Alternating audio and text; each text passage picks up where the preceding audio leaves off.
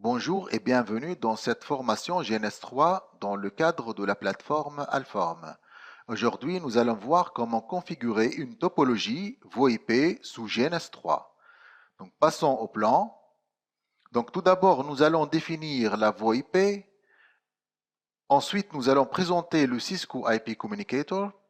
Et enfin, nous allons présenter une topologie VoIP sous GNS3. Donc, passons à la définition de la VoIP. La VoIP est l'abréviation de la voix sur IP, c'est-à-dire la transmission de la voix sur IP. En fait, cette technologie substitue une technologie classique, à savoir la transmission de la voix sur ou à travers des signaux analogiques. Il existe plusieurs solutions VoIP qui sont largement connues, comme Skype et Viber.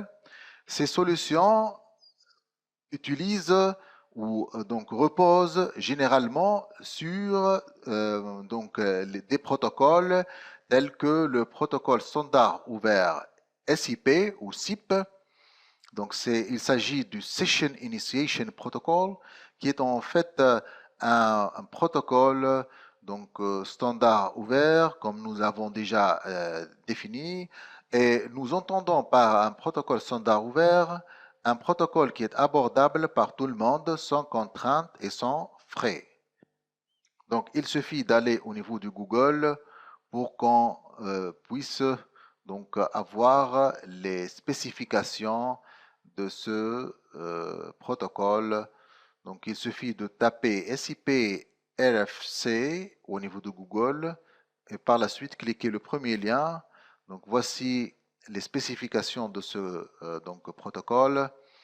Donc, à côté de ce protocole ouvert, il existe des protocoles propriétaires tels que le SCCP, c'est-à-dire le Skinny Client Control Protocol, qui est un protocole propriétaire de Cisco. Et en fait, Cisco utilise les deux protocoles, à savoir le SIP et le SCCP en parallèle. Donc, Cisco et Avaya sont les deux principaux concurrents sur le marché de production des appareils téléphoniques VoIP. Voici un échantillon de téléphone Cisco ainsi qu'un échantillon relatif à la société Avaya. Outre que les téléphones VoIP, matériels, il existe des solutions soft telles que le Cisco IP Communicator qui est offert par la société Cisco, mais elle est fonctionnelle essentiellement sous environnement Windows, c'est-à-dire il n'y a pas de version qui fonctionne sous Linux ou macOS. Donc, passons à la présentation de notre topologie ou notre scénario. En fait, le scénario consiste à configurer un routeur Cisco pour assurer le rôle de gestion des appels téléphoniques. Et donc, ce scénario est convenable pour les petites et moyennes entreprises qui veulent instaurer un mécanisme d'appel téléphonique d'une taille réduite. En fait, si les sociétés sont de grande taille, il est conseillé d'utiliser une autre solution, à savoir la CUCM ou encore la Cisco Unified Communication Manager, qui est la solution la plus appropriée pour le cas de ces entreprises. Donc, il est nécessaire d'installer un serveur TFTP, Trivial File Transfer Protocol, qui n'est rien d'autre qu'un un serveur FTP, mais qui fonctionne en mode UDP et il utilise le port 69 au lieu des ports 20 et 21 pour un serveur FTP classique. En fait, nous avons besoin de ce serveur pour transférer les fichiers nécessaires à partir de notre disque dur vers la mémoire flash du routeur. Donc, il faut aussi télécharger le Cisco IP Communicator ainsi que les fichiers relatifs nécessaires. Et cela est fait à partir du site, donc le site Cisco. Donc il suffit de taper donc Cisco IP Communicator Download et puis entrer au niveau du site Cisco. Une fois c'est fait, nous devons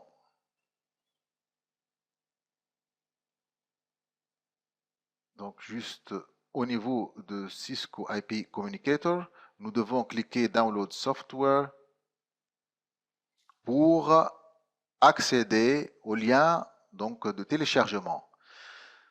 Donc, bien évidemment, nous devons être adhérés au niveau de ce site, donc le site Cisco, pour qu'on puisse télécharger donc, ce fichier .zip. Donc, une fois c'est téléchargé, nous avons ou nous aurons deux fichiers après donc l'extraction, bien évidemment. Donc, ces deux fichiers sont donc, respectivement le Cisco IP Communicator Setup, qui est un fichier donc, MSC nécessaire pour l'installation donc, de la solution Cisco IP Communicator, ainsi qu'un fichier CME qui donc, contient les fichiers nécessaires pour le fonctionnement du Cisco IP Communicator. Donc, une fois c'est fait, et une fois nous avons vérifié donc, qu'une exception est ajoutée au port 69 UDP au niveau de notre donc, pare-feu, nous passons donc à l'élaboration de notre topologie au niveau de l'environnement GNS3. Donc tapons GNS3 et ouvrons donc notre topologie. Donc, nous allons directement vers la topologie.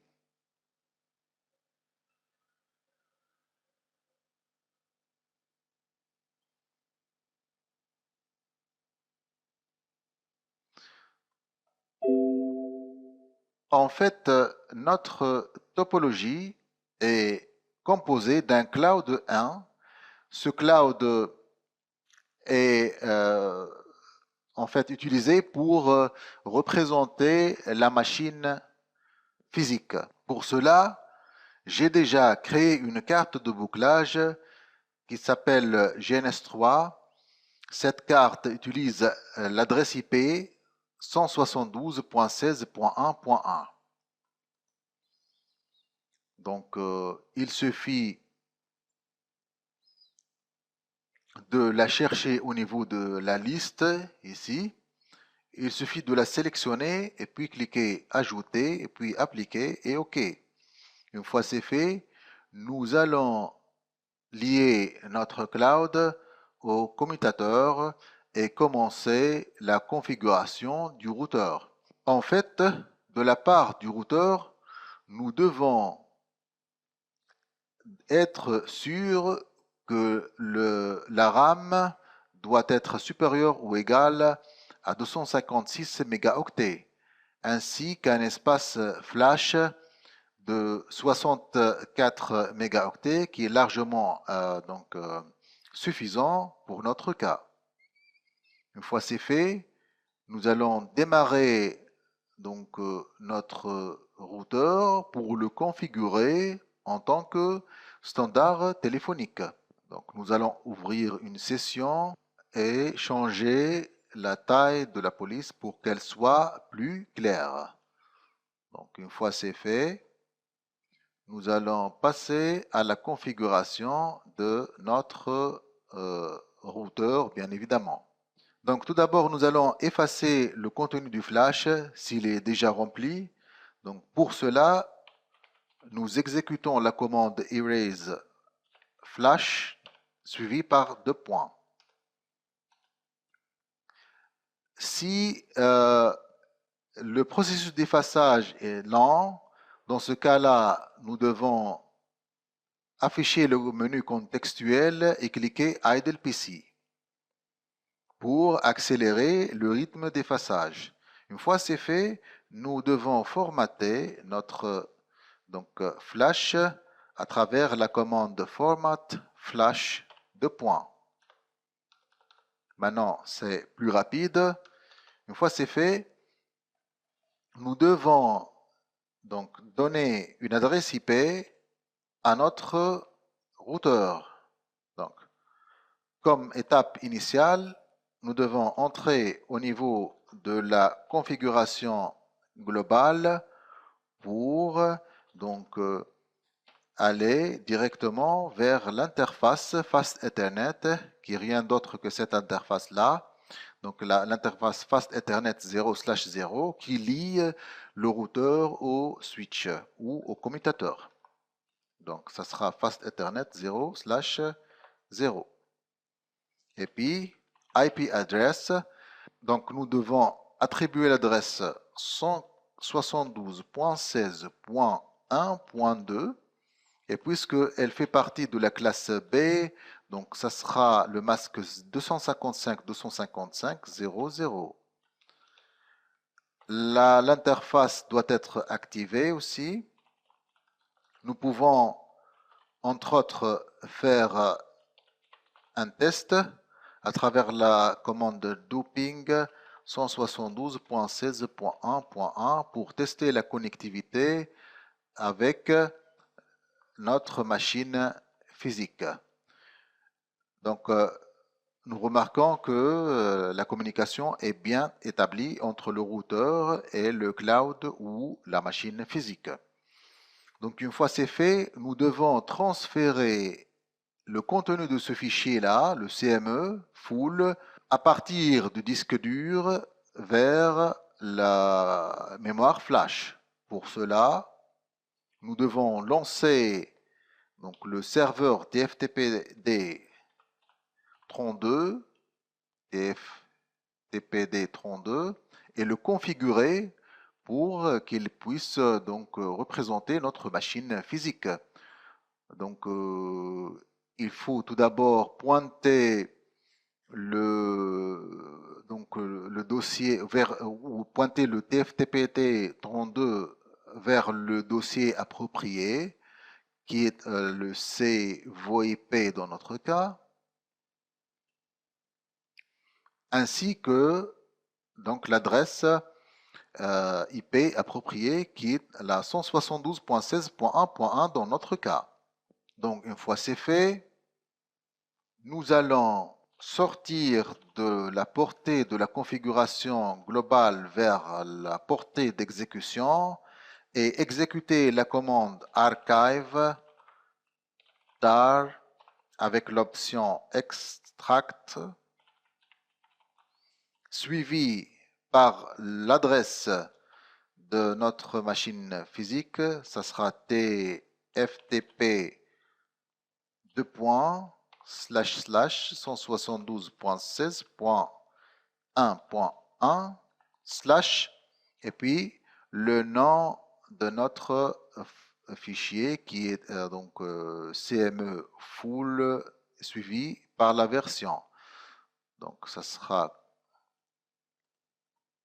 le nom suivi par l'extension tar. Et nous allons extraire les données au niveau de la mémoire flash. Ça sera donc flash de point. L'opération va prendre quelques minutes. Pour cela, je vais poser la vidéo jusqu'à ce que l'extraction soit accomplie. Donc, une fois l'extraction et le transfert est terminé, nous pouvons toujours vérifier l'opération à travers le show ou la commande show flash. Donc show flash de point. Donc comme nous remarquons ici, voici tous les fichiers flash qui sont transférés vers la mémoire flash. Une fois c'est fait, nous entrons au niveau de la configuration globale et puis au niveau du service de téléphonie où nous devons préciser la source ou l'adresse source qui sera utilisée dans notre cas, qui n'est rien d'autre que l'adresse de notre routeur, à savoir la 172.16.1.2.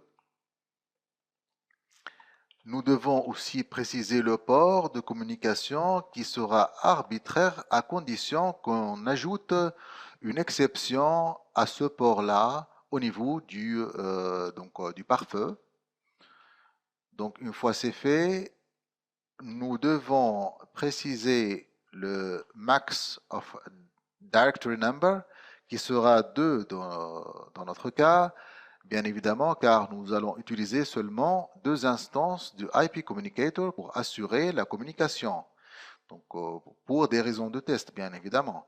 Donc, le max DN, ça sera 2 et le max iPhone, ça sera aussi 2.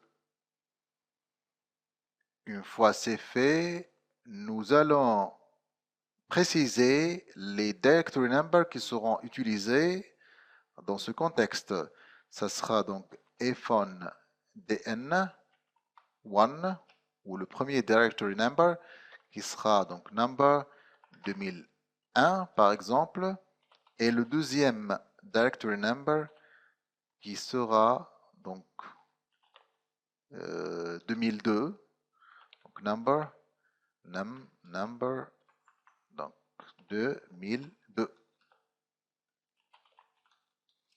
Une fois c'est fait, nous allons tester s'il y a des téléphones qui sont déjà enregistrés au niveau de notre directory ou notre standard téléphonique.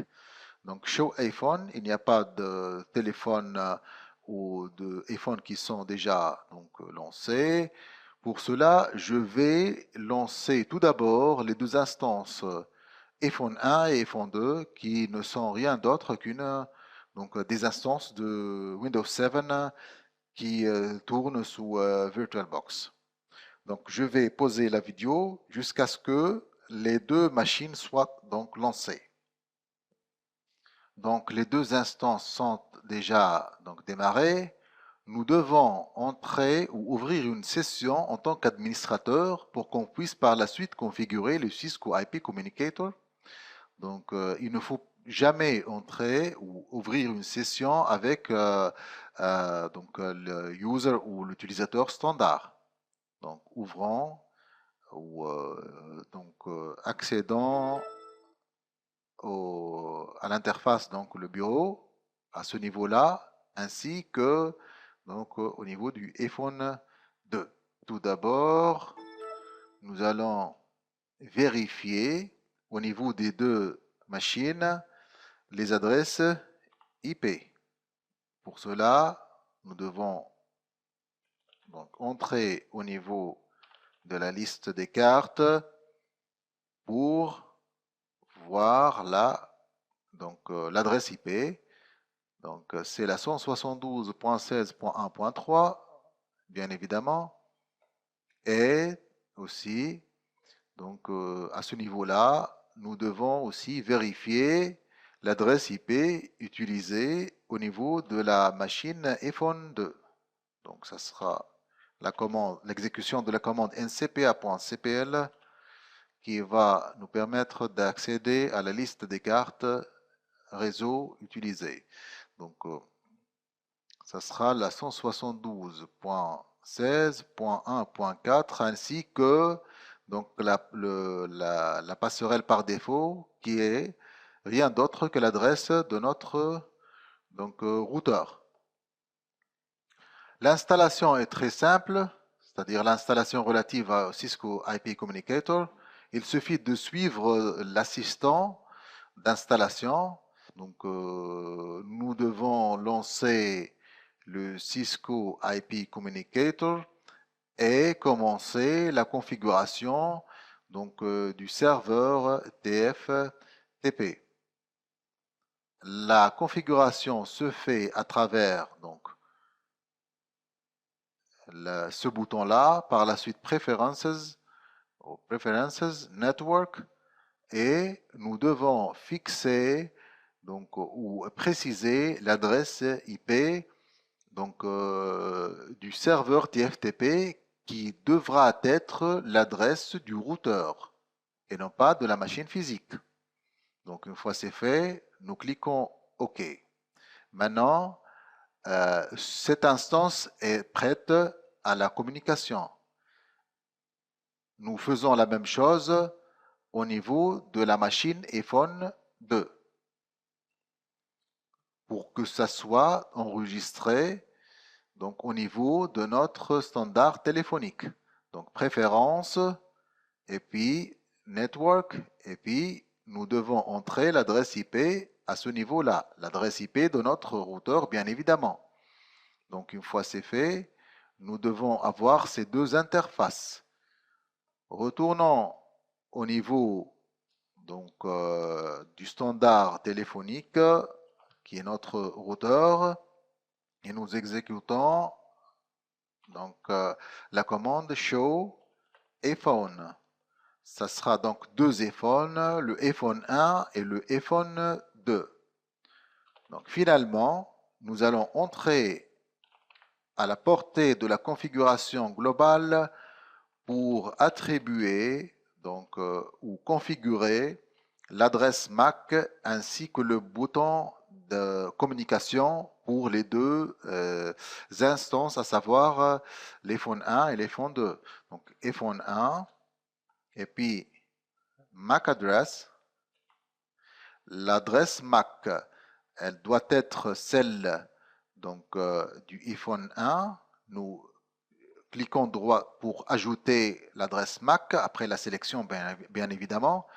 Par la suite, button 1, c'est-à-dire le bouton 1 et le directory number ou le phone 1. Donc, une fois c'est fait, nous devons réinitialiser notre donc, iPhone. Une fois c'est fait, nous attendons à ce que donc, le réétablissement donc, de l'enregistrement au niveau de iPhone 1 et nous passons à iPhone 2. Donc, ce sera iPhone 2. Donc, MAC address. Et nous devons copier l'adresse MAC du deuxième iPhone qui est quelque part ici. Donc, nous sélectionnons l'adresse MAC de l'iPhone 2 et puis nous cliquons droit pour copier l'adresse MAC du téléphone 2. Une fois c'est fait, nous passons à la configuration du bouton qui sera le bouton 1, le deuxième directory number. Donc ce sera button 1, 2.2. Nous devons donc réinitialiser le deuxième iPhone comme nous l'avons déjà fait avec l'instance iPhone 1. Donc une fois c'est fait, nous devons tester la communication entre ces deux instances par donc, le clic du bouton New Call.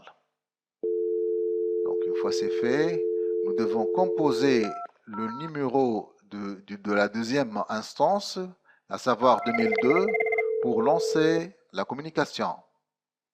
Donc, et puis, nous arrivons au résultat suivant, c'est-à-dire la connexion entre les deux instances. Nous remarquons le mot connected au niveau des deux instances qui exprime donc, la réussite de la communication entre les deux instances iPhone 1 et iPhone 2. Donc nous avons vu dans ce chapitre la définition de la voie IP ainsi que la présentation de la solution Cisco IP Communicator ou l'émulateur donc Cisco IP Communicator. Et enfin, nous avons développé une topologie VoIP sous GNS 3.